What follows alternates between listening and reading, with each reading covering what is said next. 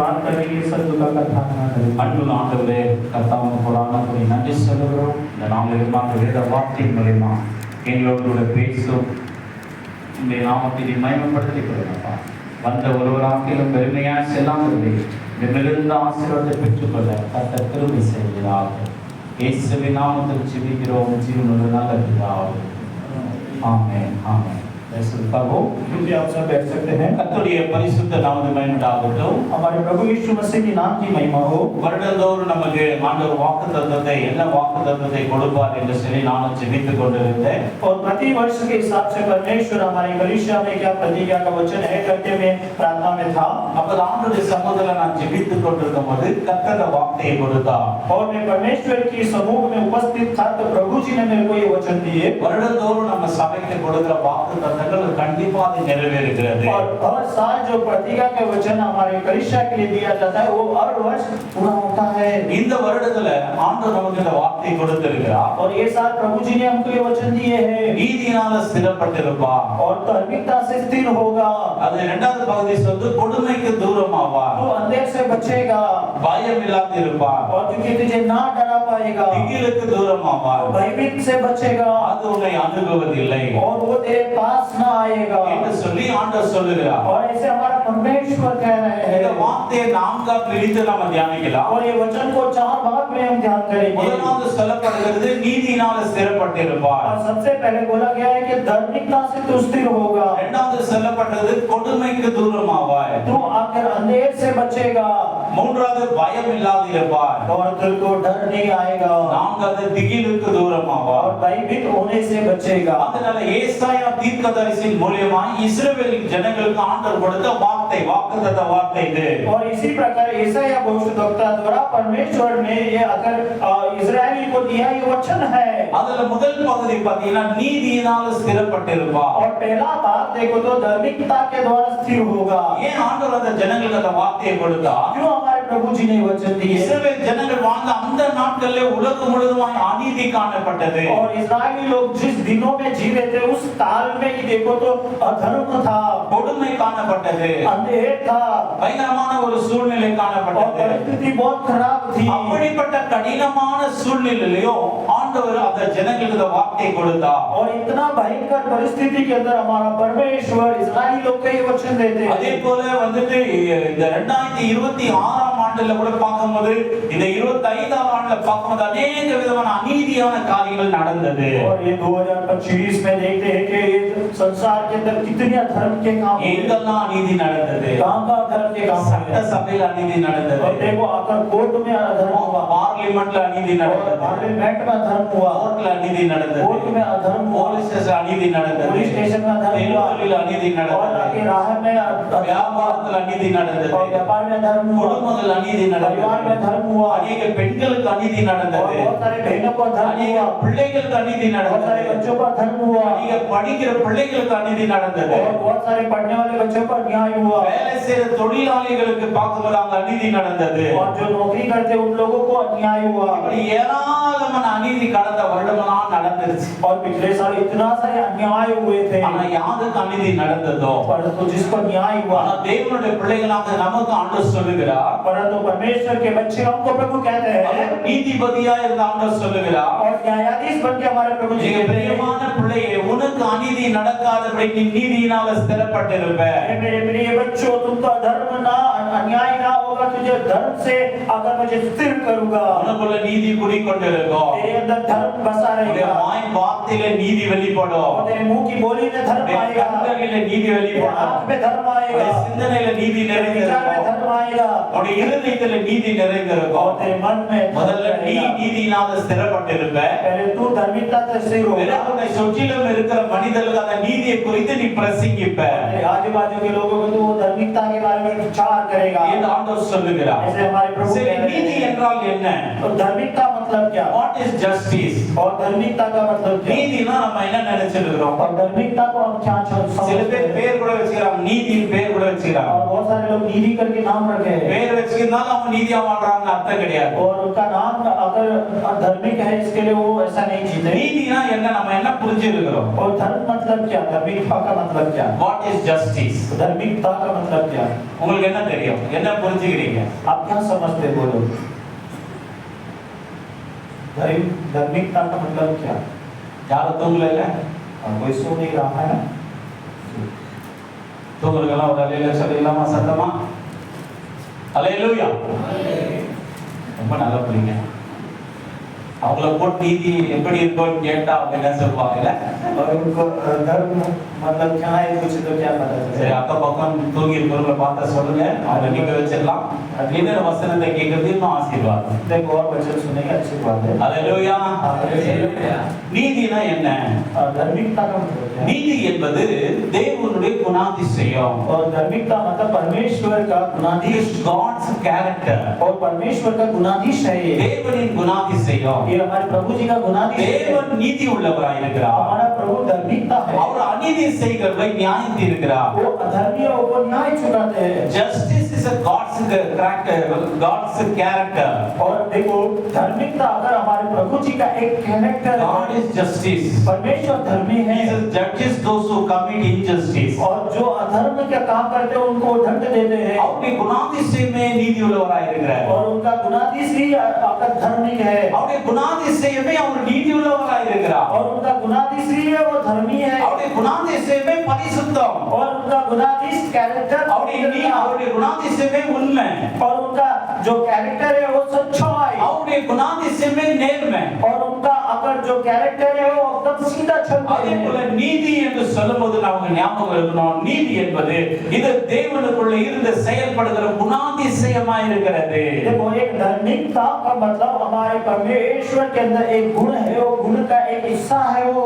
மனிதர்கள் உறவுகளில் நீதி காணப்பட வேண்டும். देखो इंसानों के रिश्ते के अंदर धार्मिकता होनी चाहिए தேவனோடு கூட நம்ம நீதியான ஒரு உறவு வைக்க வேண்டும். और हमारे परमेश्वर के संग धार्मिकता का रिश्ता रखना है மற்ற மனிதர்களோடு சரியான நீதியான உறவில் வாழ்வதை இது குறிக்கிறது. और एक दूसरे इंसान के साथ हमको धार्मिकता है अच्छा relation maintain It is human relationship. और इंसान के साथ जो रिश्ता रखते हैं This is referred to living in a right and righteous relationship with God and with other people. மனிதர்களோடு கூட தேவனோடு கூட சரியான ஒரு நீதியுள்ள உறவு, நீதியுள்ள ஐக்கியம் வைத்துக் கொள்வதுதான் தேவன் விரும்புகிறார். और मनुष्य के साथ और परमेश्वर के साथ एकदम अच्छा रिश्ता सही धार्मिकता का रिश्ता जब रखते हैं वो ये प्रभु हमारे चाहते हैं அந்த தேவனுக்குள்ள அந்த நீதியான குணாதிசயம் और परमेश्वर के अंदर जो धार्मिकता का गुण है அவருடைய சாயலிலே படைக்கப்பட்ட மனிதர்களுக்குள்ள இருக்கணும்னு தேவன் விரும்புகிறார். और उनके स्वरूप में बनाए गए उनके इंसान के अंदर होना प्रभु चाहते हैं விசேஷமாய் தேவனை ஆராதிக்கிற தேவனுடைய பிள்ளைகளுக்குள்ள அவருடைய குணாதிசயமாக நீதி இருக்க வேண்டும் என்று சொல்லி விரும்புகிறார். और विशेष करके परमेश्वर के स्वरूप में जो परमेश्वर की उपासना करते उनके अंदर धार्मिकता वास करना है ஆகையால தேவனுடைய பிள்ளைகளாக நம்முடைய வாயில நீதி வெளிப்பட और வேண்டும். परमेश्वर के बच्चे हमारे अंदर धार्मिकता का शब्द बाहर आना है அடாவடித்தனமா பேசக்கூடாது. और टेढ़े मेढ़ा बात नहीं बोलना है வார்த்தை ரொம்ப நீதியா பேசணும். और हमारा जो शब्द है धार्मिकता நம்முடைய கிரியைகள் அடாவடித்தனமா இருக்கக்கூடாது.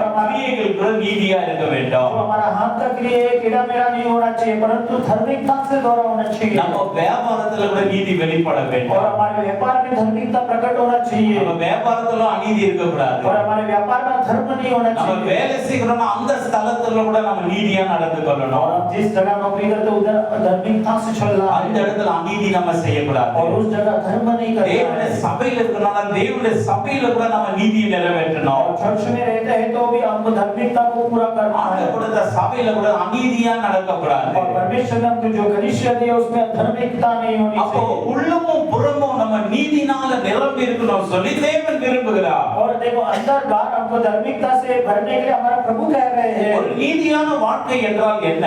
और धार्मिकता के जीवन मतलब இது ஞானமாகவும் ज्ञान से, நேர்மையாகவும் सही से, தேவனுக்கு பிரியமாகவும் परमेश्वर का भाव का நாம வாழும் பொழுது हम जीते நம்ம हैं நீதியுள்ளவர்கள் நீதிமான்கள் என்று சொல்லி நமக்கு பெயர் கொடுக்கப்படுகிறது. और हम धार्मिक था करके हमको नाम को दिया जाता है। The righteous life is this is living wisely, honestly, in the manner of pleasing to God. ஆண்டவரை திருப்திப்படுத்துகிற, ஆண்டவரை பிரியப்படுத்துகிற செயல்களை நாம செய்யும் பொழுது நம்ம நீதிமான்கள் என்று செயல்களினால நம்ம வெளிப்படுத்துகிறோம். जब अगर हम बुद्धि से एकदम सच्चाई से परमेश्वर को बहुत प्रिय जीते हैं तो हम धर्मी है करके वचन कहता है। நம்மை பார்த்து உலகம் கற்றுக்கொள்ளணுமே தவிர உலகத்தை பார்த்து நாம கற்றுக்கொள்ள கூடாது. देखो हमको देख के संसार सीखना चाहिए परंतु संसार को देख के हम कदापि नहीं सीखना है। உலகம் என்ன போதிக்கிறது?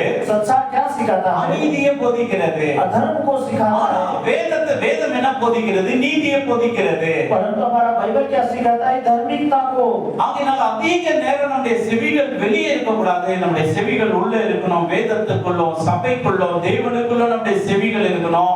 ஆண்டவர் சொல்றார் என் சத்தத்துக்கு செவி கொடுங்கள் என்று சொல்லுகிறார். और देखो हमारा कान हमेशा बाहर नहीं होना चाहिए, हमारा कान अंदर होना चाहिए। बाइबल के अंदर, परमेश्वर के अंदर, कलीसिया के अंदर हमारा कान लगा होना चाहिए। சரி, ஏன் நாம நீதியா வாழ வேண்டும்? क्यों हमको धार्मिकता से ஏன் நாம நீதியா வாழணும் தேவன் விரும்புகிறார்? क्यों हमारा प्रभु चाहता है धार्मिकता से जिए? Why does God desire us to live in righteously? ஏன் நம்ம வந்து அந்த நீதியா வாழணும் ஏன் தேவன் और விரும்புகிறார்? हमारा प्रभु क्यों चाहते हैं कि हम धार्मिकता से जिए? நம்ம நீதியா வாழும் பொழுது हम धार्मिकता से जब जिए தேவன் அநேக ஆசீர்வாதங்களை அதுக்கு பின்பதாக வைத்திருக்கிறார். और हमारा प्रभु जी अनेक आशीर्वाद उनके पीछे लगे அந்த हैं। ஆசீர்வாதங்களை நாம் தவற விடக்கூடாது. அதெல்லாம் நம்ம பெற்று அனுபவிக்கணும்னு சொல்லி தான் ஆண்டவர் சொல்றாரு. நீ நீதிமானா நீ வாழணும், நீ நீதியில வாழணும் சொல்லி அடிக்கடி உபதேசத்துல ஆண்டவர் சொல்லிக் கொண்டே இருக்கிறார். और वो आशीर्वाद को ना खो जाए इसीलिए परमेश्वर कहते हैं तू धार्मिकता से जी और जी करके प्रभु कहते हैं। முதல்ல நம்ம நீதியில வாழும்போது என்ன நடக்குது? और जब हम धार्मिकता से जीते तो क्या வசனம் होता है? சொல்லுது நீதியின் பாதையிலே ஜீவன் உண்டு, அந்த பாதையிலே மரணம் இல்லை. और वचन कहता है धार्मिकता के मार्ग में जीवन है, उसमें मृत्यु नहीं है। நம்ம நீதியில நடக்கும் பொழுது, और धार्मिकता के தேவனுடைய நீதியில நடக்கும் பொழுது परमेश्वर की धार्मिकता நமக்கு ஜீவன் உண்டாயிருக்கிறது. हमको जीवन मिलता அதனுடைய है। அர்த்தம் என்ன? ஆயுசு நாட்கள் நமக்கு கூடுகிறது. और इसका मतलब ये है कि हमारे जीवन का आयुष बढ़ता है। அற்ப ஆயுசுல மடிந்து போக மாட்டோம். हम आकर छोटे उम्र में नहीं ஆண்டவர் நமக்கு मरेंगे। நீடித்த நாட்களை தருகிறார். திருப்தியாக்கி நீடித்த நாட்களை ஆண்டவர் தருகிறார் சொல்லி சங்கீதம் நம்ம 90 கூட நம்ம வாசிக்கிறோம். और परमेश्वर हमको अपनी लंबी आयु से बढ़ते करके अपने भजन संहिता में लिखा है। 91 கடைசில வாசித்த பார்த்தோம்னா வசனம் சொல்லுகிறது. और 91 में लास्ट में हम देखते तो वचन यूं कहता அப்ப है ஜீவன் உண்டாயிருக்கும் என்று சொன்னா ஆயுஸ் நாட்கள் கூடி இருக்கும் நமக்கு. और अगर हमको जीवन मिले तो हमारा आयुष बढ़ेगा। இரண்டாவது பார்க்கும்போது ஆரோக்கியம் நல்ல ஆரோக்கியம் உண்டாயிருக்கும். और दूसरा यूं कह सकते हैं कि हमको अच्छा स्वस्थ होगा। இந்த பூமியில மட்டும் இல்ல, மூன்றாவது பார்க்கும்போது நித்திய ஜீவன் நமக்கு கொடுக்கப்படும். और ये धरती पे केवल नहीं, तीसरा देखो तो आपको अनंत ஆயிரம் ஆண்டுகளாய் நம்ம தேவனோடு கூட வாழும்படியான அந்த குவாலிஃபை நமக்கு உண்டாக்குறது, அந்த தகுதி நமக்கு உண்டாக்குறது. और हजारों साल हमारे प्रभु के संग जीने के लिए लायक அந்த வசனத்துடைய அர்த்தம் அதுதான். ये वचन का मतलब ये है। நீதியின் பாதையிலே ஜீவன் உண்டு, அந்த பாதையிலே மரணம் இல்லை என்று வேதம் சொல்லுகிறது. और धर्म के मार्ग में जीवन है, उसमें मृत्यु का पता नहीं। நீதிமொழிகள் 12ஆம் அதிகாரம் 28வது வசனத்தில் இப்படி சொல்லுகிறது. और नीति वचन 12:28 में यूं कहा गया है, ஜீவன் உண்டு என்று சொன்னா நம்ம ஆயுசு நாட்கள் பெருகிறது. देखो जीवन है मतलब हमारा आयुष बढ़ता நல்ல है ஆரோக்கியமான வாழ்வு வாழ உதவி और செய்கிறது. हमको अच्छा स्वास्थ्य मिलता है। அதே போல பார்க்கும்போது எல்லாவற்றை விட மேலாக நித்திய ஜீவன் நமக்கு கொடுக்கப்படுகிறது. और सबसे श्रेष्ठ हमको अनंत जीवन मिलता है। இரண்டாவது நம்ம பார்க்கும்போது दूसरा हम देखते நம்ம हैं நீதியில வாழும்போது நமக்கு என்ன கிடைக்குது? हम धार्मिकता से जिए तो क्या ஆண்டவருடைய मिलेगा? கிருபை கிடைக்குது. परमेश्वर का கிருபை என்றால் என்ன? अनुग्रह मतलब क्या? தேவனுடைய பார்வையில நமக்கு தயவு கிடைக்கிறது. और परमेश्वर के नजरों में हमें दया मिलती है। அந்த தேவனுடைய பார்வையில நமக்கு தயவு கிடைக்கும் போது, हमारे परमेश्वर के नजरों में दया அந்த मिलती है। தயவு நம்ம மேல இருக்கும்போது तो दया हम पर मिलती அந்த है கிருபை நம்ம மேல இருக்கும்போது वो कृपा हमारे ऊपर रहता है நம்ம உலகத்துல வாழ்ந்து கொண்டிருக்கிறோம். हम संसार में जीते எங்க हैं போனாலும் ஜனங்களுடைய கண்கள்ல தயவு கிடைக்கும். और हम चाह रहे जाएंगे लोगों के नजरों में अनुग्रह मिलेगा கடினமான காரியங்களை ரொம்ப லேசா நம்ம செய்து முடிச்சிடுவோம். और एकदम कठोर कार्य को हम आसानी से करते हैं தேவனுடைய பிள்ளைகளோட தேவனுடைய தாசரோடு எப்படியெல்லாம் கிருபை இருந்துச்சு வேதம் சொல்லுது பாருங்க. देखो परमेश्वर के दासों के साथ आकर अनुग्रह कैसा था बाइबल कहते हैं தாவீதோடு கூட தேவனுடைய கிருபை இருந்துச்சு. परमेश्वर के साथ அவர் போகிற இடத்துல எல்லாம் காரியத்தை ரொம்ப சக்சஸா முடிச்சிட்டு வந்தான். जो कहीं जाता था वो सक्सेस में आता था ஆகையால முதல்ல பார்க்கிறோம் நமக்கு வந்து ஜீவன் உண்டாக்குறது. पहले हमको जीवन मिलता है இரண்டாவது ஆண்டவருடைய ஒரு தயவு கிருபை உண்டாக்குறது. और दूसरा परमेश्वर का अनुग्रह मिलता அந்த है கிருபையினால நம்ம எப்படி திறமைசாலிகளாய் மாறி விடுகிறோம். और वो अनुग्रह से आप टैलेंटेड इंसान बनते ஆட்சி हैं அதிகாரம் உண்டாக்குறது. हमको हक मिलता है நம்முடைய கையில ஆட்சி செய்யபடி அதிகாரமான வார்த்தைகள் அதிகாரமான ஒரு டிசிஷன் எல்லாம் நம்ம செய்கிற காரியங்கள ஒரு அதிகாரம் ஒரு ஆட்சி அப்படிப்பட்ட ஒரு கான்ஃபிடென்ட்டான ஒரு காரியங்கள் அந்நிய ஜனங்கள் கண்டு நம்மை ஆச்சரியப்படும்படிக்கு ஏராளமான கிருபை ஆண்டவர் தந்தருளுகிறார். और हमको आपका परमेश्वर मतलब ऐसे होने से हमको राज्य मिलता है लोगों के नजरों में देखो हमारा जो पावर अथॉरिटी दिखाई देता है இதுதான் சங்கீதம் 89:14 சொல்லுகிறது. और यही भजन संहिता 89 और 14 में कहा நீதியும் है நியாயமுடைய சிங்காசனத்தின் அதிகாரம் கிருபையும் சத்தியமும் முன்பதாக நடக்கும் என்று சொல்லப்படுகிறது. और न्याय का सिंहासन और कृपा का सत्य तेरे पीछे आएगा करके कहा गया है அநீதியில நடந்து நமக்கு ஆட்சி நம்ம கையில வந்தா கூட அது ரொம்ப நாள் நிலைக்காது.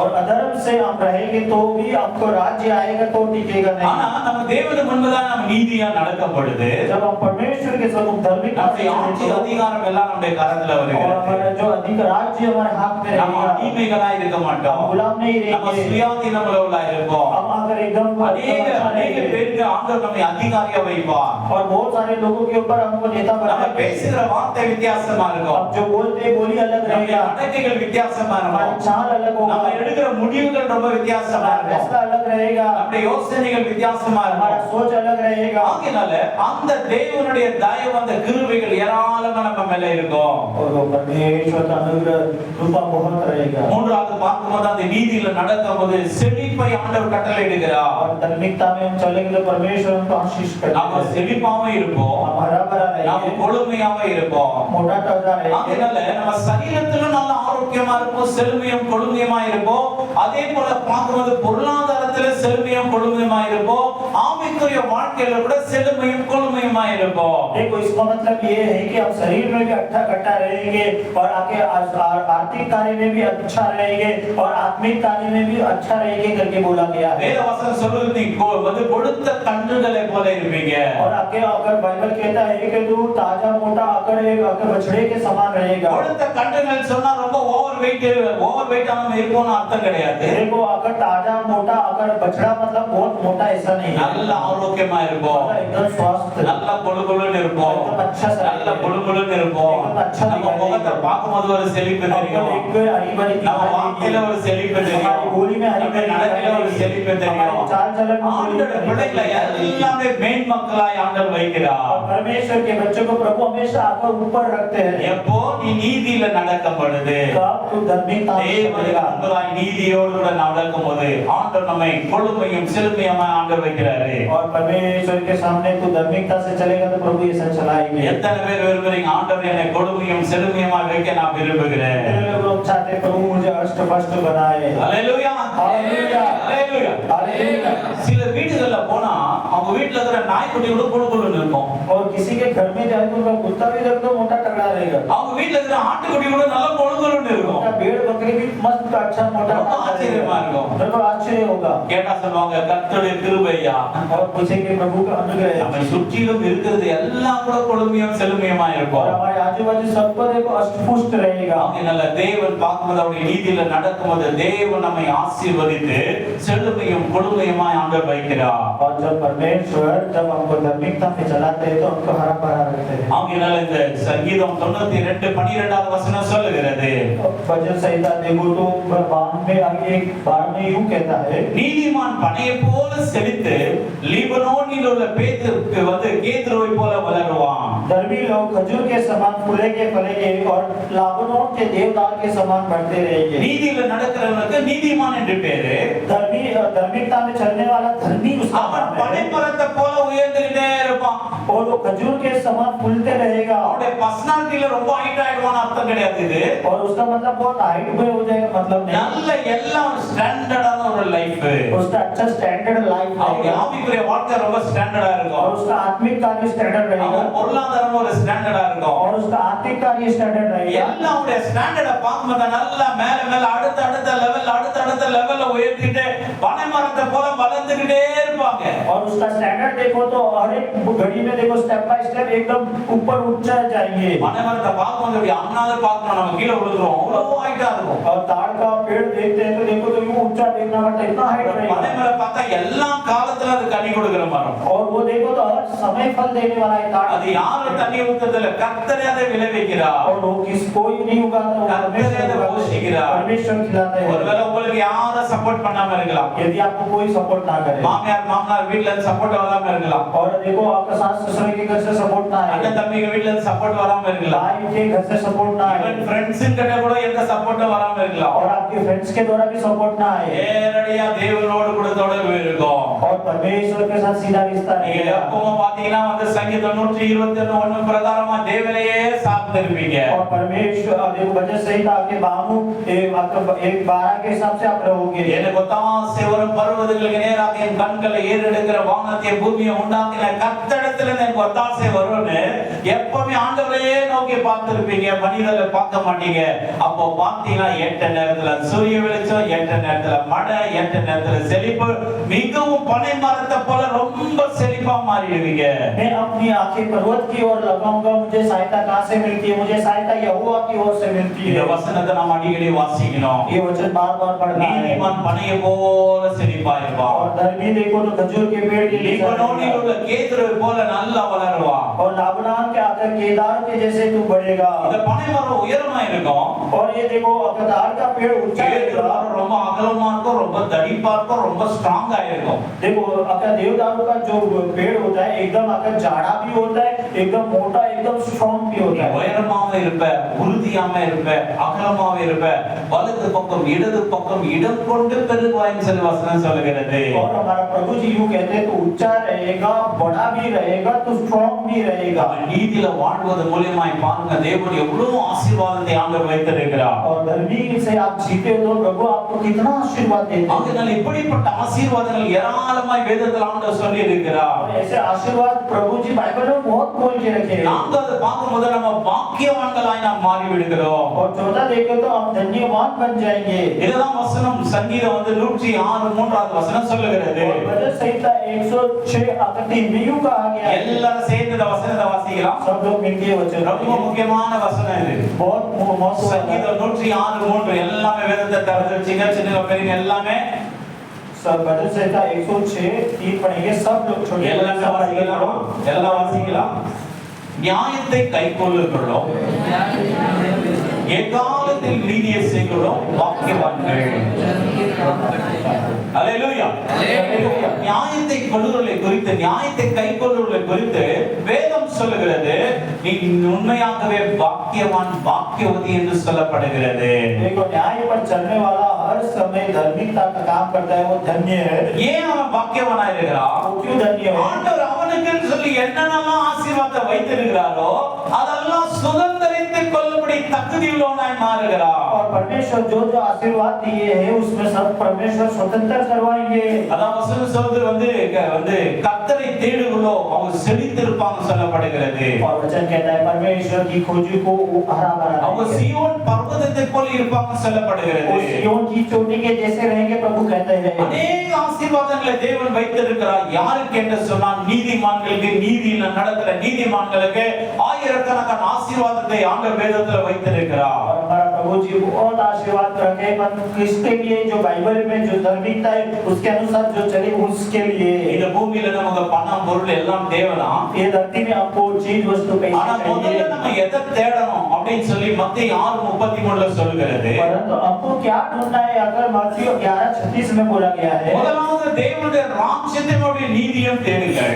सर्वप्रथम परमेश्वर के राज और उनको ढूंढो, அப்பொழுது இவைகள் எல்லாம் உங்களுக்கு கூட கொடுக்கப்படும். और फिर ये सब आपको दिए जाएंगे। அப்ப தேவனுடைய ராஜ்யத்தை நம்ம தேடணும், परमेश्वर के राज को ढूंढना அவருடைய है நீதியை தேடணும், और उनका धर्म को ढूंढना அவருடைய है, ராஜ்யத்தை எப்படி தேடுறதுன்னு ஆராய்ச்சி பண்ணணும். और परमेश्वर का राज कैसे ढूंढना है, எப்படி அவருடைய நீதியை தேடுறதுன்னு சொல்லி நாம தேடி கண்டுபிடிக்கணும். और कैसे धर्म को ढूंढना है वो सुनना है। அவருடைய ராஜ்யத்தையோட நீதியை நீங்க தேடுவீங்களானா, और परमेश्वर के राज और धर्म को ढूंढोगे, வசனம் சொல்லுது அப்பொழுது இவைகள் எல்லாம் உங்களுக்கு கூட கொடுக்கப்படும். और वचन कहता है ये सब आपको दिया जाएगा, எல்லாமே கொடுக்கப்படும். और ये सब दिया வாழ்க்கையில जाएगा, எதெல்லாம் இல்லாம இருக்கோ और जो जो आपके पास नहीं है அதெல்லாம் கொடுக்கப்படும். ये सब आपको दिया அப்ப जाएगा। நம்ம வாழ்க்கையில ஒருவேளை அந்த வார்த்தை கேட்கிறவங்க வாழ்க்கையில குறைவு காணப்படலாம், ये वचन सुनने वाले आपके जीवन में कमी घटी உங்க हो, வாழ்க்கையில ஒருவேளை வறுமை காணப்படலாம், या आपको गरीबी क्यों ना உங்க हो, வாழ்க்கையில ஒருவேளை வியாதி காணப்படலாம், शायद आपके जीवन में ஒருவேளை बीमारी क्यों ना கடன் हो, பிரச்சனை காணப்படலாம், शायद कर्जा क्यों ना हो, ஒருவேளை குறைபாடுகள் या காணப்படலாம், कमी क्यों ना घटी हो, ஒருவேளை ஒரு நேசிக்கும் ஆட்கள் இல்லாம காணப்படலாம். शायद आपसे प्रेम करने वाले लोग ना எந்த हो, குறையா இருந்தாலும் क्या भी कमी हो,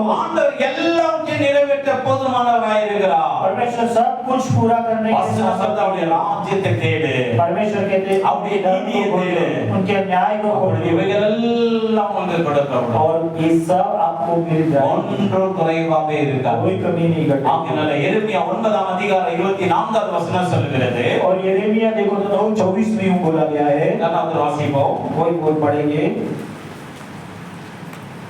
Book of Jeremiah chapter 9 verse 24. மேன்மை பாராட்டுகிறவன் மேன்மை பாராட்டுகிறவன் பூமியிலே பூமியிலே கிருபையையும் நியாயத்தையும் கிருபையையும் நியாயத்தையும் நீதியையும் நீதியையும் செய்கிற கர்த்தர் செய்கிற கர்த்தர் நான் என்று என்னை அறிந்து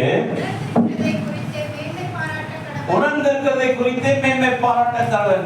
இங்க சொல்லப்படுகிறது, மேன்மை பாராட்டுகிற பூமியில பார்க்கும்போது கிருபையையும் நியாயத்தையும் நீதியை செய்கிற கர்த்தர் நான் என்று என்னை அறிந்து உணர்ந்திருக்கிறதை குறித்து அவன் மேன்மை பாராட்டணும். परंतु जो घमंड करता है, जो पृथ्वी में है, उनकी करुणा न्याय धर्म के कामों के कारण ही उनकी बातों से प्रसन्न रहने का। ஒருவேளை நீங்க நீதியில நடக்கிறீங்கன்னா அதை குறித்து நீங்க மேன்மை பாராட்டணும். अगर आप धर्म से चलते हो तो आप आपके बारे में घमंड कर सकते हो। எதுவுமே இல்லைனாலும் பரவாயில்ல, ஆண்டவருடைய நீதியில நடக்கும்படி ஆண்டவர் எனக்கு கிருபை செய்திருக்கிறார், அது போதும் சொல்லி சந்தோஷப்பட வேண்டும். और मेरे पास कुछ भी नहीं हो तो परमेश्वर के धार्मिकता में मुझे चलाने के लिए प्रभु ने अनुग्रह दिया है। தொடர்ந்து வாசிக்கலாம். पढ़ेंगे। என்று கர்த்தர் சொல்லுகிறார். இவைகளின் மேல் பிரியமாய் இருக்கிறேன் என்று கர்த்தர் சொல்லுகிறார். இவைகளின் மேல் பிரியமா இருக்கிற நீங்க நீதியில நடக்கிறது மேல ஆண்டவர் ரொம்ப பிரியமா இருக்கிறார். और देखो परमेश्वर यूं कहते हैं, मैं इस बातों से प्रसन्न हूँ। आप धार्मिकता से चलते हैं तो परमेश्वर को बहुत पसंद आते हो। கடந்த 25ஆம் ஆண்டு நம்ம திரும்பி பார்க்கலாம். देखो 2025 को मुड़ के எங்கெல்லாம் நம்ம ஃபெயிலியர் ஆச்சோ कहाँ का फेलियर हुआ, அங்க நம்முடைய அநீதி பெருசா இருந்த உயர்ந்து இருக்கும். और उधर हमारा अधर्म बढ़ा होगा। நீங்க திரும்பி பாருங்க, आप मुड़ के நல்ல உணர்ந்து பாருங்க, आप सोचो, நல்ல ஆராய்ச்சி பண்ணி பாருங்க, सोच पड़ताल करो। எங்க நீங்க விழுந்தீங்களோ, जहाँ गिरे थे, எங்க தோல்வி அடைஞ்சீங்களோ, कहाँ हारे थे, எங்க நீங்க அவமானப்பட்டீங்களோ, कहाँ अपमानित हुए எங்க थे, வெற்றி இல்லாம தோல்வி அடைந்து போய் நின்றுட்டீங்களோ அந்த இடத்துல நிச்சயமா உங்க நீதி விழுந்திருக்கும். और जहाँ आप हार गए होंगे उस जगह जरूर आपका अधर्म दिखाई दिया होगा। நீதிமானை ஒருபோதும் ஆண்டவர் என்ன செய்ய மாட்டாரா, தள்ளாட விட்டாராம். காக்கிற உறங்கார் என்ற வசனம் சொல்லுகிறது. तो धर्मी को परमेश्वर ना टलने देंगे तो ये रक्षा करने वाले कभी ना सुनेंगे। எப்படிப்பட்ட சூழ்நிலை நம்ம நீதியை உறுதியாக பிடித்துக் கொள்ளணும். और कोई भी परिस्थिति हमारा धार्मिकता को पकड़ लेगा। ராஜ்யத்துடைய கரத்துல அந்த செங்கோல் இருக்கும், அவங்க தூங்கும்போது கூட அந்த செங்கோல் உங்களுடைய கரத்துல இருக்கும். और राजा लोगों के हाथ में देखो तो आके लाठी होगी, वो हमेशा उनके हाथ அதுல में எல்லா அதிகாரமும் இருக்கும். क्योंकि उसमें पावर அது रहता போல है। நீங்க தூங்கினாலும் எழுந்தாலும் நடந்தாலும் உங்க கையில நீதியின் கோல் எப்பவுமே ஆண்டவர் கொடுத்த அந்த நீதியின் கோல் உங்க கரத்துல இருக்கணும். और आप सो उठो कुछ भी हो परमेश्वर का जो न्याय है धार्मिकता आपके पास होना அந்த चाहिए நீதியின் கோல் உங்க கையில இருந்துச்சுன்னா நிச்சயமா நீங்க விழுந்து போக ஆண்டவர் விடவே மாட்டார். और न्याय की लाठी आपके हाथ में होगी तो आप जरूर नहीं அநேக गिरेंगे। முறை நம்ம உலகத்துல அவங்களை இவங்களை காப்பி பண்ணி அநீதியின் பாதையில கொஞ்சம் கொஞ்சம் அப்படியே போயிட்டு வர்றதுனால விழுந்து எந்திரிச்சு அவமானப்பட்டு அடிபட்டு உதப்பட்டு அநேக பொருளாதார சேதம் அநேக விதமான நஷ்டங்களை நாம் அடைந்திருக்கிறோம். और देखो तो बहुत सारे वजह से हम लोगों को अगर कॉपी करने की वजह से बहुत सारे आर्थिक चीज उसकी वजह से नष्ट हो जाता है। ஆகையால நீதியில வாழ்ந்தவர்களை குறித்து வேதம் சொல்லுகிறது. और धर्म में जीने वाले को बाइबल कहता है ஃபர்ஸ்ட் பாயிண்ட் அவன் கொடுமைக்கு தூரமா இருப்பான். और सबसे पहले देखो तो अगर हनी से बचेगा அவளை ஈஸியா கொடுமை அவனை டச் பண்ண और उसको हनी जल्दी टच नहीं ஏன்னா करेगी நீதிமான் சொன்னா ரொம்ப பவர்ஃபுல் பர்சன் அவன். क्योंकि वो धर्मी मतलब बहुत ताकतवर इंसान है। உலகத்துல என்னென்னலாம் கொடுமை இருக்கு தெரியுமா? संसार के अंदर क्या क्या अगर हनी है पता है சில மனிதர்கள் பயங்கர கொடுமைக்காரன் இருப்பான். और बहुत इंसान बहुत हनी पहुंचाते அவங்களுக்கு हैं அந்த ஹியூமனிட்டி இருக்காது, அந்த மனிதாபிமானமே இருக்காது. और उनके अंदर इंसानियत नहीं रहेगी பயங்கர கொடுமைப்படுத்துவாங்க. बहुत हैरान करेंगे நீதிமான நடப்பாயானா धर्मी से चलेगा நீ அந்த கொடுமைக்கு எப்படிப்பட்ட கொடுமை பூமியில இருந்தாலும் அந்த கொடுமைக்கு நீ தூரமாவா. और कितना भी बड़ा अन्याय हानि अंधेर से तू बचेगा ரெண்டாவது பார்க்கும்போது நீ பயம் இல்லாம இருப்பா. और तू डरेगा नहीं எதை குறித்தோ யாரை குறித்து நீ பயப்பட வேண்டிய அவசியம் இல்ல. तू किसी के बारे में किसी को देख के डरेगा नहीं நல்ல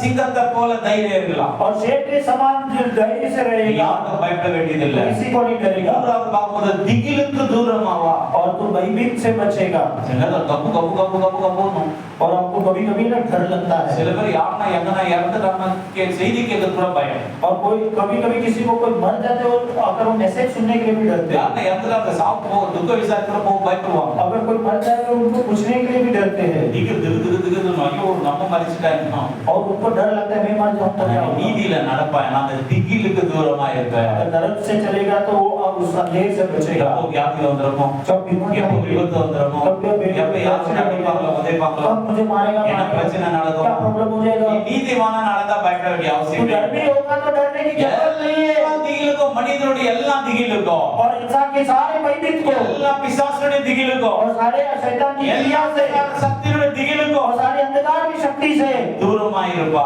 तो दूर होगा அநேக தேவனுடைய பிள்ளைகளை பார்த்தீங்கன்னா ஆண்டவருக்கு பயப்படுறத விட எலுமிச்சை பழத்துக்கு ரொம்ப பயப்படுறாங்க. और बहुत सारे परमेश्वर के बच्चे हमारे प्रभु से ज्यादा एक नींबू को देख कर डरते ஒரு हैं எலுமிச்சை பழம் ரெண்டு பச்சை மிளகாய் வச்சுட்டா போதும் அப்படியே அப்படியே கரண்ட் அடிக்கிற மாதிரி பறக்குவாங்க. और अगर एक नींबू और दो मिर्चा रखेंगे तो देखो उसको देख के ऐसे भागेंगे இப்படிப்பட்ட திகிலுக்கெல்லாம் நீங்க தூரமா और இருப்பீங்க. ऐसे डर से तुम बचोगे ஒன்றுக்கும் பயப்பட மாட்டீங்க. और किसी को ठग नहीं அதெல்லாம் लगेगा। காலைல எட்டி வச்சுக்கிட்டே ஸ்கூல் போகும்போது और हम लोग सब उसको लात मारते எந்த அந்தகார சக்திகளும் நீதிமானை மேற்கொள்ள और முடியாது. कोई भी अंधकार की शक्ति धर्मी को எந்த ऊपर नहीं மாந்திரிக जाएगा। சக்திகளும் நீதிமானை மேற்கொள்ள और முடியாது. कोई भी मंत्र शक्ति धर्मी के ऊपर नहीं எந்த आएगा சத்துருக்களையும் சாத்தா மேற்கொள்ள और முடியாது. कोई भी शत्रु को शैतान नहीं जीत सकता நம்மிடத்துல அநீதி இருக்குமானால் மட்டும்தான் அவங்ககிட்ட நம்மகிட்ட வந்து உரிமை பாராட்ட முடியாது. और हमारे पास अधर्म यानी अन्याय होगा तो ही शैतान हमारे पर हक जताएगा இயேசுவாங்க சொல்றாங்க உலகத்தின் அதிபதி என்னிடத்துல வருகிறான். और प्रभु जी कहते हैं ये संसार का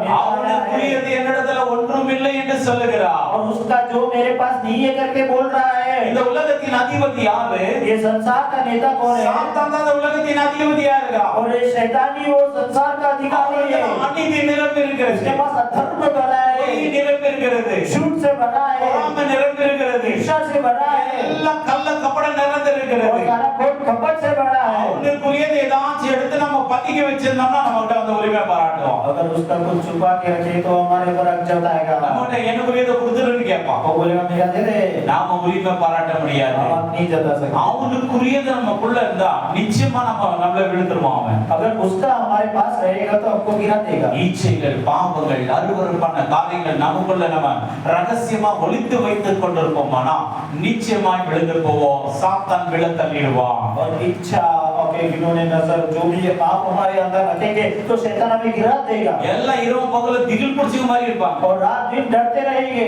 சில பேர் முகத்தை பார்த்தா பாவம் இந்த நாட்டுக்கு முகம் திரும்பி திரும்பி பார்த்துப்பாங்க. और कोई लोग देखो रविवार के दिन भी आगे पीछे मुड़ के எந்த கலக்காரன் வரணும் எவன் சண்டைக்காரன் வரணும் என்ன பிரச்சனை நடக்காரும் நீ பயப்பட வேண்டிய அவசியம் இல்லை. நீ நீதியில வாழ்வாய் என்றா கர்த்தர் உன்னை பாதுகாப்பா.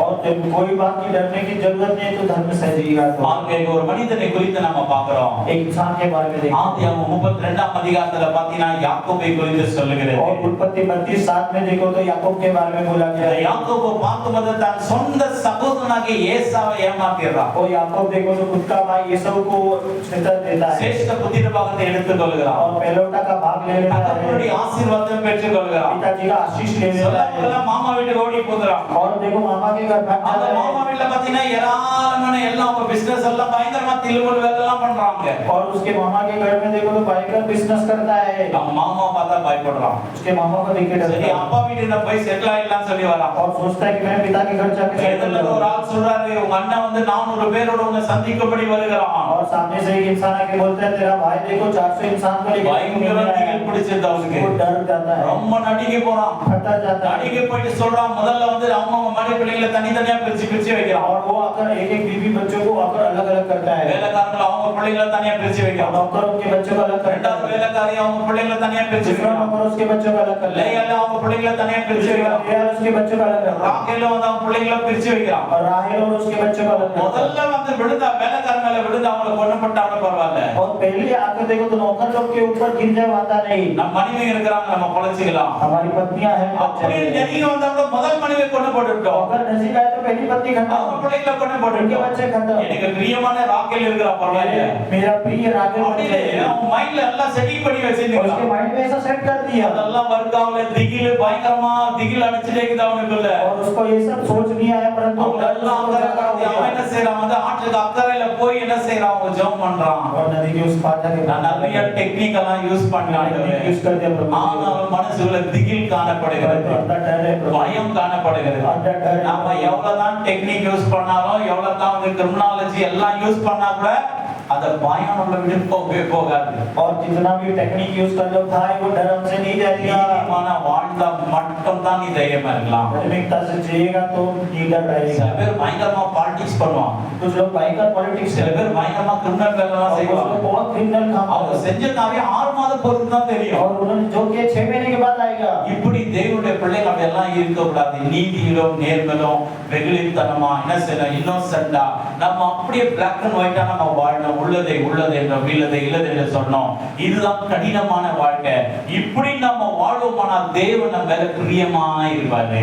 देखो हम परमेश्वर के बच्चे ब्लैक एंड व्हाइट सही तो सही गलत तो गलत हम हमेशा आकर इनोसेंट से ही रहना है. ஆகினால அந்த இடத்துல அக்கறைப்பட்டு என்ன செய்யறோம் ஆண்டவர் பிடிச்சுக்கிறான் கேட்டியா. और वो देखो वो नदी किनारे मान हो के परमेश्वर ஆண்டவரோட வந்து பேசுறாரு. परमेश्वर उनसे बात कर रहा है. ஆண்டவருடைய காலை கெட்டியா பிடிச்சுக்கிறான். परमेश्वर का पैर पकड़ लिया. நீர் என்னை ஆசீர்வதித்தாலும் போக விடு. आप जब तक मुझे आशीष नहीं करोगे मैं नहीं जाने दूंगा आपको. பொழுது விடியுது என்ன விட்டுட்டு நான் போறேன். और प्रभु कहते हैं बोर हो रहा है मुझे छोड़ दे. விடாப்புடியான ஜெபம். और उसका प्रार्थना खतरनाक है. விடாப்புடியான ஜெபம். भयंकर प्रार्थना करता கால है. நேரத்துல அப்படிதான் நம்ம ஜெபம் பண்ண போறோம். और आज के दिन ऐसे இந்த நாட்கள் அநேக தவறுகளை பண்ணிருக்கலாம். कर दिया हमने. அநேக அநீதியை और பண்ணிருக்கலாம். अधर्म कर दिया. அநேகருக்கு மோசம் பண்ணிருக்கலாம். और अपने विरोधी काम कर दिया. अन्याय कर दिया वो. அந்த 2026ல நீங்க பிழைச்சிக்கணும் சுகமா இருக்கணும் மகிழ்ச்சியா இருக்கணும்னா ஆண்டவர் ஒருத்தரை தான் பிடிக்கணும். வேற யாரை பிடிக்க கூடாது. और 2026 में आपको जीना है तो परमेश्वर को पकड़ना है. ஆண்டவர் சொல்ற உன் பேர் என்ன? प्रभु कहते तेरा नाम क्या है? சொல்றா என் பேர் யாக்கோபு. मेरा नाम याकूब. யாக்கோப்னா ஏமாத்துக்காரன். याकूब मतलब आपका धोखा देने அவன் वाला. பேர்லயே அந்த ஏமாற்றுக்கு காரியம் இருக்கு. और उसका नाम पे ही उसका धोखा है. யாக்கோபு என்றால் எத்தன் ஏமாற்றுக்காரன். और याकूब का मतलब आपका धोखा देने वाला. இந்த மாதிரி நம்ம பேரை யாருன்னா கேட்டா என்ன சொல்றாங்க? और देखो हमारा नाम पूछते तो हम क्या बोलते हैं? சில பேர் சொன்னா அவன் ரொம்ப புலதாண்டியாச்சு ரொம்ப போய் பேசுவான். ये वो तो छुट्टड़ है ऐसा बोलेगा. இவனா இவன் இப்படி तो ये तो ऐसा है. அவளா அவன் இப்படி. वो तो वैसी நம்ம है. பேர்லயே ஒரு ஐடென்டிஃபிகேஷன் இருக்கு. और हमारा नाम का एक बोली है. ஜனங்க நம்ம பேரை கேட்டு என்ன சொல்றாங்க? लोग हमारा नाम देख के क्या बोलते हैं? யாக்கோபு போல சொல்றாங்க. याकूब जैसा कहते ஐயோ हैं. அவர் தேவ மனுஷன்ப்பா. ना ये प्रभु का ஐயோ அந்த बच्चा. அம்மா ஒரு தேவ ये மனுஷன். परमेश्वर की बच्ची है. அவங்ககிட்ட பேசினா கவலையெல்லாம் और வரும். उनसे बात करता हूँ. தயார்கிட்ட பேசினா கவலையெல்லாம் उनसे வரும். बात करता हूँ चिंता எவ்வளவு அழகா பேசுற. बहुत अच्छा எவ்வளவு அன்பா பேசுற. प्यार से बोलते हैं. அந்த மாதிரி நம்ம வந்து நல்ல பேர் எடுக்கணும். और ऐसा अच्छा नाम है. நீதியில நடந்தா மட்டும் தான் அந்த ஐடென்டிஃபிகேஷன் நமக்கு கிடைக்கும். धर्म के मार्ग में चलेंगे तो ही वो ஆண்டவர் आइडेंटिफिकेशन கேக்குற होगा. உன் பேர் என்ன? प्रभु कहते तेरा नाम நாலு நேரத்துல ஆண்டவர் உங்க எல்லாரையும் பார்த்து கேக்குற உங்க பேர் என்ன? உங்க ஐடென்டிஃபிகேஷன் என்ன? और प्रभु जी आज के दिन हम सबसे कहते हैं कि உங்களுடைய அடையாளம் என்ன? तेरा चिन्ह क्या है? தேவனுடைய பிள்ளைன்ற அடையாளம் இருக்குதா? क्या परमेश्वर का बच्चा है? அடையாளம் तू இருக்குதா? आदमी है, பரிசுத்தவான்ற அடையாளம் இருக்குதா? पवित्रवान है, நேர்மையா நடக்கிறவங்க அடையாளம் இருக்கா? न्याय से चलता है, உண்மையா நடக்கணும் அடையாளம் இருக்கா? सच्चाई से चलता है, நல்ல விசுவாசிப்பா तू अच्छा विश्वासी அப்படின்ற है, அடையாளம் இருக்கா? ऐसा प्रत्याशित நீங்களே உங்களை ஐடென்டிஃபிகேஷன் आपको பண்ணிக்கீங்க. तो अपने आप को आइडेंटिफाई நீங்க எப்படி இருக்கீங்க, ஜனங்க உங்களை எப்படி பார்க்கறாங்க, என்ன உங்களை அடையாளம் காட்டுறாங்க? आप कैसे हो, लोग आपको क्या कहते हैं, आप सोच लो। ஆண்டவர் ரூட்ல இருந்து சரி பண்றார். परमेश्वर जड़ से अच्छा करता है, வேர்ல இருந்து அவனை சரி பண்றார். परमेश्वर जड़ से अच्छा करते உன் हैं। பேர் யாக்கோபு இல்ல. तेरा नाम याकूब அவன் யாக்கோபு பண்றான்.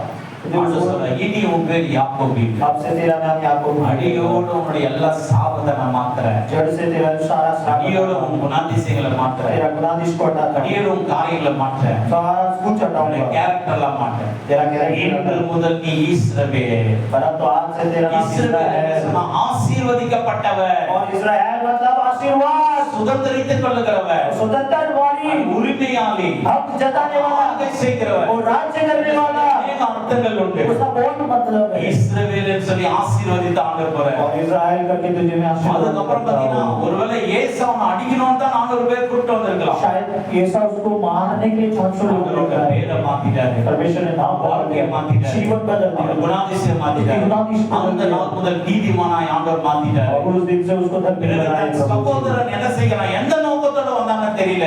ஆனா அந்த இடத்துல சூழ்நிலை ஆண்டவர் மாத்தி அந்த வந்துட்டு ஏசா வந்த உடனே தம்பியை கட்டி பிடிச்சு அழுகிறான். और वो ऊपर से परिस्थिति में आया नहीं, परंतु जब एसो उसके सामने आता है, याकूब को देखे मेरा भाई गला लगा के रोता है वो।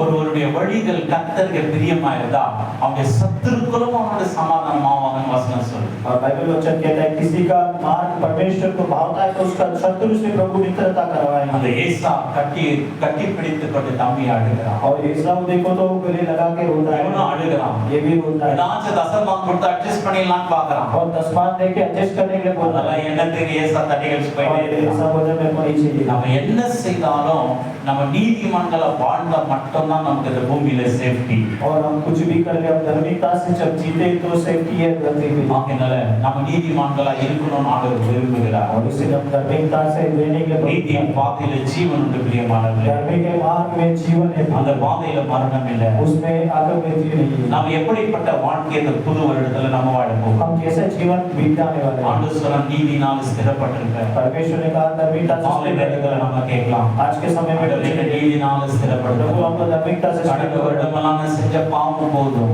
और पिछले हफ्ते मैंने पाप किया वो அநியாயங்கள் போதும், अन्याय बहुत है। மீறுதல்கள் போதும். இந்த புது வருடத்துல நான் ஆசீர்வாதமா இருக்க விரும்புகிறேன். ये नया साल आशीर्वाद लेना நான் ஒரு चाहता हूं। செக்யூரா வாழ விரும்புகிறேன். मैं शक्ति रहना நான் ஒரு चाहता हूं। சமாதானமா வாழ விரும்புகிறேன். समाधान से रहना चाहता हूं। சந்தோஷமா வாழ விரும்புகிறேன். என்ன பாத்திரவனா மாத்துங்க, मुझे हकदार என்ன बनाओ। பாக்கியவனா मुझे மாத்துங்க भाग्यवान அப்படின்னு बनाओ। சொல்லி இந்த காலை நேரத்துல நம்ம ஒப்பு आज கொடுப்போம். सुबह के समय में இந்த पूछा வருட முழுதும் உங்களுடைய நீதியில ஆண்டவர் கட்டி எழுப்புவோம். ये साल भर में आपको धर्मी से प्रभु சொல்லப்பட்ட எல்லா ஆசீர்வாதங்களை சுதந்திரித்துக் जो கொள்வோம். बोला गया सारा आशीर्वाद आप அப்படிப்பட்ட ஆசீர்வாதங்களை சுதந்திரித்துக் கொள்ள தேவன் நமக்கு அனுகிரகம் செய்வார். आशीर्वाद सुदंतर करने के प्रभु அதனால ஆண்டவரே, நான் நீதியை சுதந்திரித்துக் கொள்ளணும்னு சொல்லி நம்ம கேட்கலாம். बोले प्रभु में धार्मिकता को मैं मानना है। அதனால இந்த நீதியை குறித்து நம்ம தினந்தோறும் வேதத்துல நம்ம ஆராய்ச்சி ये செய்யணும். धार्मिकता के बारे में बाइबल में बहुत நம்ம நீதி உள்ளவர்களா நம்ம வாழும்போது நமக்குள்ள ஞானம் செயல்படும், धार्मिकता से रहेंगे तो हमको बुद्धि काम தேவனை आएगी, செயல்படும், ऑनेस्टी काम आएगी, தேவனுக்கு பிரியமா வாழணும் சொல்லி அது நம்மை வழி நடத்தும். और परमेश्वर को भावता हमारा जीवन அப்படி है। நீதி என்னும் செங்கோலை நாம் பிடித்துக் கொள்வோம். धार्मिकता का लाठी पकड़ ஆலயத்திலிருந்து வெளியே போகும்போது நீதி என்னும் செங்கோலை உறுதியாய் பிடித்துக் तो கொள்வோம். चर्च से जब हम बाहर जाएंगे धार्मिकता का लाठी அப்பொழுது पकड़ என்றைக்கும் கர்த்தர் உங்களோடு கூட இருப்பார். और प्रभु आपका संग रहे। விசேஷமா வியாபாரம் செய்யுங்க, அநீதியான வியாபாரம் செய்யாதீங்க, கர்த்தர் பார்த்து கொண்டிருக்கிறார். विशेष करके जो बिजनेस करता है अधर्म से बिजनेस मत करो। உங்களுடைய வியாபாரத்துல ஒரு நீதி காணப்படாது, आपके व्यापार में एक धार्मिकता உங்க குடும்பத்துல ஒரு நீதி आपके परिवार में एक धार्मिकता होनी சபையிலே चाहिए। ஒரு நீதி காணப்படாது, आपके कलीसिया में धार्मिकता होनी சமுதாயத்துல ஒரு நீதி चाहिए। समाज में आपको धार्मिकता होनी चाहिए। காணும்போது சொன்னோம், இவர் ஒரு நீதிமான் போல காணப்படுகிறார். और आपको देखने से लोग बोलना आप धार्मिकता हो। இயேசுவான சிலுவையில் அடிக்கப்படுகிறவர் மரித்தவர் கடைசியா போர் சேவகர் சொல்றான், இவர் உண்மையாகவே நீதிமான். और जब प्रभु यीशु मसीह क्रूस पे मारे गए अंतिम में वो வாழ்க்கை வாழ்க்கையை பார்த்துதான் ஜனங்க சொல்லுவாங்க நீதிமானா நீதிமானா. और हमारा जीवन जब जीते हैं तब उस जीवन को देख के कोई ये तो धर्मी है, நீதிமான்களா நம்ம வாழ்வோம். हम धार्मिकता से जिएंगे, வாக்குத்தத்தத்தை சுதந்தரித்துக் கொள்வோம். ये वचन को கர்த்தருடைய எல்லா ஆசீர்வாதங்களை பெற்றுக்கொள்வோம். और प्रभु सब आशीर्वाद हमको கர்த்தர் உங்களை ஆசீர்வதிப்பார். प्रभु आपका கேட்ட வார்த்தைக்காக தலையில தாழ்த்தி நாம் ஜெபிப்போமா? सुने हुए हर वचन को परमेश्वर पूरा करना है தலையில தாழ்த்தி வசனத்துக்கு நாம் ஒப்புக் கொடுப்போம். और संजो ஆண்டவரே, நாங்கள் நீதிமான்களா வாழ ஆசீர்வாதங்களை சுதந்தரித்துக் கொள்வோம். आशीर्वाद को पाने எங்கள் கிருபை செய்யுங்க சொல்லி ஆண்டவரே ஸ்தோத்திரிக்கலாமா? சோத்ரம் சோத்ரம் சோத்ரம். கேட்ட வார்த்தைக்காக யாரும் சுருக்கமா நாம் ஜெபிப்போம்.